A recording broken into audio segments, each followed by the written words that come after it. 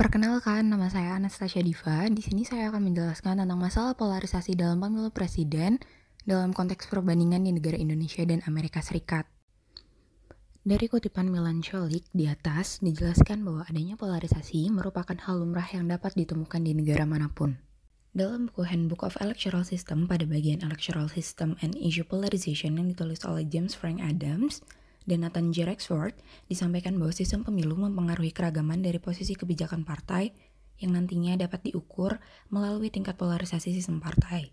Polarisasi yang terjadi dalam sistem kepartaian dan pemilu memiliki kaitan penting terhadap apa yang akan disampaikan kepada pemilih, karena hal tersebut akan membedakan posisi satu sama lain berdasarkan isu yang dibawa dan kebijakan yang dipilih.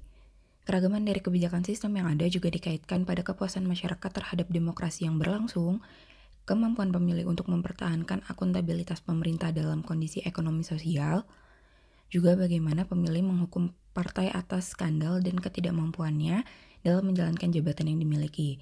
Dampak dari adanya polarisasi yang paling utama adalah menurunnya tingkat demokrasi, dan hal ini dapat ditunjukkan dengan keadaan dari keberlangsungan pemilu pada periode yang saat ini sedang berlangsung.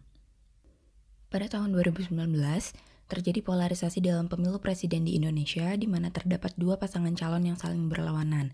Akibat dari perbedaan dan kritik yang disampaikan oleh kedua paslon tersebut, berimbas kepada para pendukung dari kedua belah pihak, di mana terjadi pertikaian yang didasarkan pada perbedaan paham dan pola pikir yang berseberangan, sehingga muncullah kubu untuk menunjukkan keterpihakannya terhadap paslon tersebut.